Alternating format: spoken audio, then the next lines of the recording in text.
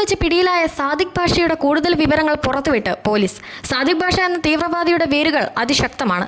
കളിയിക്കാവിളിയിൽ special എസ്ഐയെ കൊലപ്പെടുത്തിയ കേസിലെ മുഖ്യപ്രതികളുമായി അടുത്ത ബന്ധം സാദിഖ് ഭാഷയ്ക്കുണ്ട്.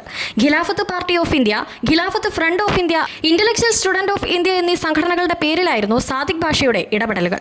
കളിയിക്കാവിള സംഭവത്തിന്റെ സൂത്രധാരൻ അൽ ഉമ തലവൻ മെഹബൂബ് ഭാഷയുമായി അടുത്ത ബന്ധവും ഇയാൾക്കുണ്ടായിരുന്നു. തിരുവനന്തപുരം കേന്ദ്രീകരിച്ച് വലിയ ഒരുക്കങ്ങൾ ഭീകരർ നടത്തിയിരുന്നു. ശ്രീ പത്മനാഭസ്വാമി ക്ഷേത്രം, പാങ്ങോട് സൈനിക താവളം എന്നിവ ആക്രമിക്കുകയും ലക്ഷ്യമായിരുന്നു. മുസ്ലിം ഇതര സമുദായങ്ങൾക്കിടയിൽ ഭീതി പരത്താൻ പ്രമുഖ സമുദായ നേതാവിനെയും രാഷ്ട്രീയ നേതാവിനെയും വധിക്കാനും പദ്ധതിയുണ്ടായിരുന്നു. കുമ്മനം രാജശേഖരൻ അടക്കമുള്ളവർ ഭാഷയുടെ ഹിറ്റ് ലിസ്റ്റിലുണ്ടായിരുന്നു. ശ്രീ പത്മനാഭ ക്ഷേത്രത്തിൽ പലതവണ സാദിഖ് ഭാഷയും സംഘവും സന്ദർശനം നടത്തിയിരുന്നു. സംഘത്തിൽപ്പെട്ട മുസ്ലിം യുവതി ഉത്സവ സമയത്ത് ക്ഷേത്രത്തിനകത്ത് പ്രവേശിച്ചത് പിടിക്കപ്പെട്ടിരുന്നു. എന്നാൽ കാര്യമായ അന്വേഷണമൊന്നും ഇക്കാര്യത്തിൽ ഉണ്ടായില്ല.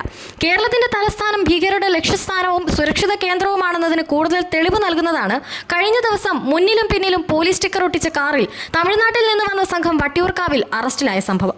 2022 ഫെബ്രുവരിയിൽ മയിലാടുംതുറയ്ക്കടുത്തുള്ള നിഡൂരിൽ വെച്ച് പോലീസുകാരെ അപകടപ്പെടുത്തി സാദിഖും സംഘവും രക്ഷപ്പെട്ടിരുന്നു. സാദിഖും ഒപ്പമുണ്ടായിരുന്ന 4 പേരും സഞ്ചരിച്ചിരുന്ന സ്കോർപിയോ വാഹനം ഉപയോഗിച്ച് പോലീസിനെ ഇടിച്ചു തെറിപ്പിച്ചു.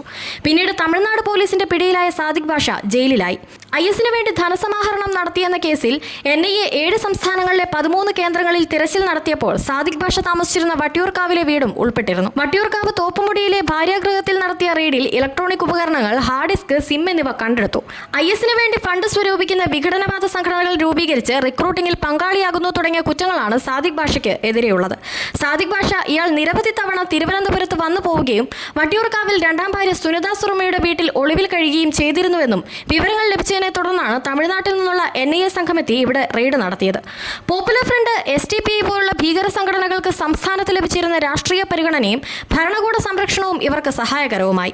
2 വർഷം ജയിലിൽ കഴിഞ്ഞ് പുറത്തിറങ്ങിയ സാദിഖ് പലതവണ വട്ടിയൂർക്കാവിൽ വന്നുപോയിട്ടും പോലീസിന്റെ രഹസ്യാന്വേഷണ വിഭാഗം അറിഞ്ഞില്ല എന്നത് അവിശ്വസനീയമാണ്. രണ്ടാം ഭാര്യയുമായുള്ള തർക്കം പരിഹരിക്കാൻ വന്നതാണെന്ന പ്രതികളുടെ മൊഴി കേരള പോലീസ് മുഖവിലയ്ക്ക് എടുത്തിട്ടില്ല. ആറ്റുകാൽ പൊങ്കാലയോടനുബന്ധിച്ച് ട്രാഫിക് ഡ്യൂട്ടി ചെയ്യുമ്പോൾ അവിചാരിതമായിട്ടാണ് സാദിഖ് ഭാഷ പിടിയിലായതെന്നാണ് പോലീസ് FIR-ൽ പറയുന്നത്.